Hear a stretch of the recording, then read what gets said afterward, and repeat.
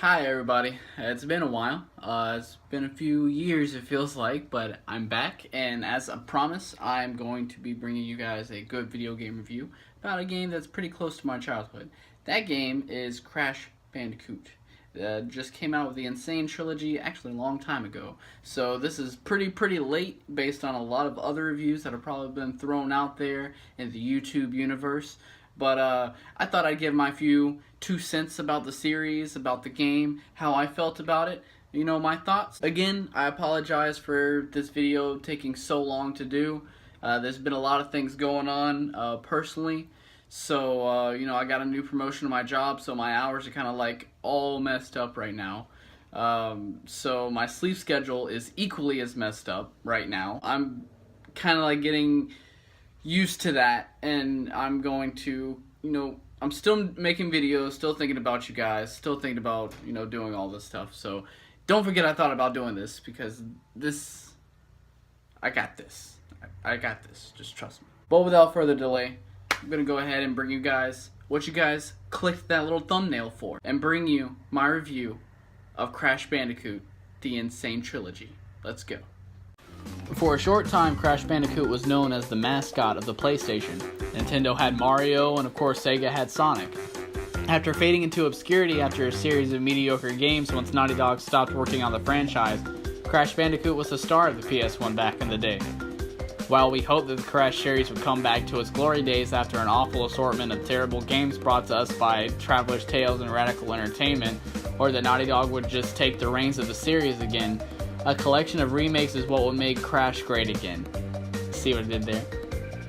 The N-Sane Trilogy contains the first 3 games that Naughty Dog created from the original PlayStation. These games are great platformers, but they belong to the early days of 3D gaming when clunky controls and awkward mechanics were the norm as developers made the transition from 2D projects. And Vicarious Visions did a pretty good job with bringing Crash back to relevance again. Crash is the result of experiments of the evil Dr. Cortex, who transformed a regular Bandicoot into a mildly insane Bandicoot. What even is a Bandicoot? The Bandicoot is a small-sized marsupial found across Australia. Bandicoots are very similar in appearance to a rat, as they have long pointed heads and snouts and a short and compact body with a long thin tail. Basically these guys. Crash sets out to thwart Cortex's plans and does so in all 3 titles. The games are fairly light on plot and high on humor, which is generated by silly level design, character body language, and various other tiny gimmicks. Don't expect any lengthy cutscenes though. Even when Sonic the Hedgehog was moving into the realm of overly dramatic plots, Crash remained true to its mascot platformer roots. The Crash games are by-the-number platformers that veer between 2D and 3D mechanics. You hop, spin, and bounce around environments, avoiding enemies, moving from platform to platform, and finding paths through levels. You're given a lot of collectibles such as fruit and gems, which can be used to gain extra lives and unlock bonus levels. In my opinion, the first game is probably the simplest of the 3. The later games add more features and mechanics, including vehicle races that would later evolve into the Crash Team Racing brand of titles. The core mechanics are pretty simple, so once you've learned the basics, it's about learning the ins and outs of a level rather than how to play as Crash himself. I found that the levels are somewhat punishing, but they get easier as you progress. It's not Dark Souls or anything, but the title is filled with a lot of instant death pits and one-hit kills. Combined with some occasionally awkward camera angles that can lead to a lot of game overs, lives are thrown at you like candy, but it's still possible to run dry. Cortex Strikes Back hits a more natural blend of challenge and difficulty, but still kind of treads toward the harder side. Warped is by far the easiest of the 3. The games have occasional ridiculously annoying moment of unfair mechanic, but they're few and far enough between. The 3 games are mostly straight ports of the originals. The older games have been modified with some quality of life mechanics that make them easier to play. The save and checkpoint systems have been unified over all 3 games, so you're no longer dealing with annoying and archaic design systems designed with the PS1's optional memory card in mind. The saves are very reasonable and allow you to properly break between levels. There's also an option where you can play as Crash's sister Coco, which is a nice feature for the fans of the series. I even personally found myself playing as her a few times myself because it's a brand new feature, and at the same time, Coco's pretty awesome.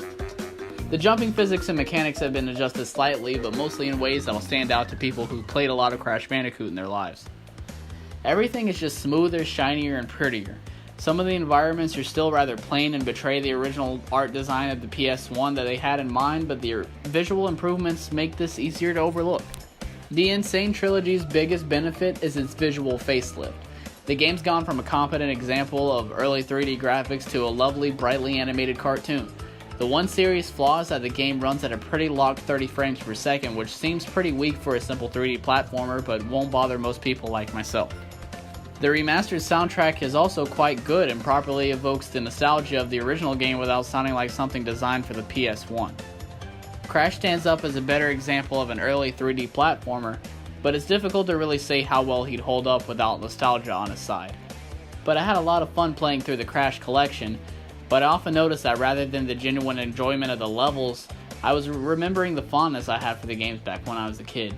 If there's one area where the games are really inconsistent, it's probably the boss battles. Some are exciting and fun, while others are awkward, confusing, or just tedious. Few are genuinely terrible, but I wish they were just more polished. They didn't really ruin the experience since most boss battles can be finished rather quickly, but they do stand out.